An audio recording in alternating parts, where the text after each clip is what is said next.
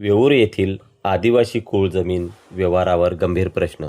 लगतच्या शेतजमीन असूनही आदिवासी जमीन खरेदीचा आरोप. पालघर तालुक्यातील मौजे वेऊर येथील सर्वे क्रमांक 86 मधील आदिवासी कुळ जमिनीच्या व्यवहाराबाबत नवनवीन बाबी समोर येत असून या प्रकरणातील चौकशीची मागणी अधिक तीव्र होत आहे. उपलब्ध माहितीनुसार जमीनदार शांताराम विनायक मोगरे यांच्या मालकीच्या या जमिनीवरील आदिवासी कुलधारक दामाबुद्या सुतार यांना कुल हक्कातून कमी करून भूमिहीन करण्यात आल्याचा आरोप आहे.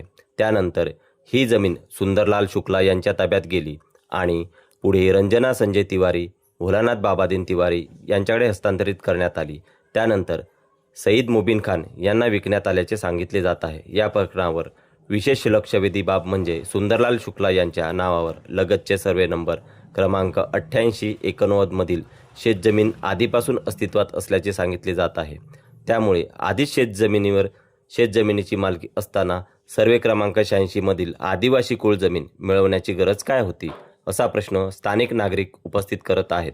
आदिवासी जमिनीचे हस्तांतरण, कुळ हक्क समाप्ती, महसूल नोंदीतील फेरफार आणि त्यानंतर झालेली खरेदी विक्री प्रक्रिया कायदेशीर होते का, याबाबत महसूल विभागाचा आदिवासी विकास विभाग, जिल्हा प्रशासन सखोल चौकशी करावी अशी मागणी होत आहे.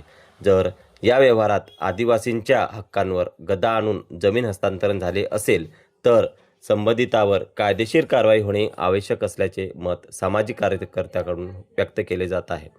पालघर क्रांती न्यूज यांची मागणी आहे सर्वे क्रमांक 86, 88 आणि 89 संदर्भातील फेरफार नोंदी, सातबारे उतारे, खरेदी विक्री दस्तावेज, कुळ हक्क समाप्ती आदेश आणि संबंधित शासकीय मंजुरी सार्वजनिक करून प्रकरणाची पारदर्शक चौकशी करण्यात यावी. संबंधित सर्व पक्षांचे म्हणणे प्राप्त झाल्यास तेही प्रसिद्ध करण्यात येईल.